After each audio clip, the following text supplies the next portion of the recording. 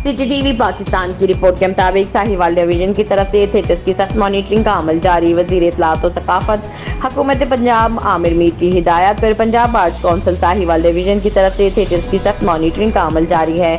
इस सिलसिला में गुज़िश्ता 2 हफ्तों के दौरान लकी थिएटर आरिफवाला को बगैर लाइसेंस चलने पर बंद करने की सिफारिश की गई, जिसे जिले इंतजामिया पाकपदन ने बंद कर दिया। लकी थिएटर में बगैर इजाज़त और मंजूरी के परफॉर्म करने पर इसकी इंतजामिया और फनकारों के खिलाफ भी एक्शन लेने की सिफारिश की गई। ये बात director Sahiwal arts council doctor Syed Riaz Hamdani ने एक प्रेस रिलीज में कही। उन्होंने कहा कि इसी तरह मेरियन थिएटर साहिवाल को भी जिले इंतजामिया साहिवाल की तरफ से लाइसेंस की तजदीद तक बंद कर दिया गया है। लावाजी तीनों थिएटर्स में ज़ाब्ते की खिलाफ वर्जी पर आर्ट्स कौंसिल की तरफ से 15 से ज़ायद आर्टिस्टों के खिलाफ तादीबी कार्रवाई के लिए रिपोर्ट भेजी गई है।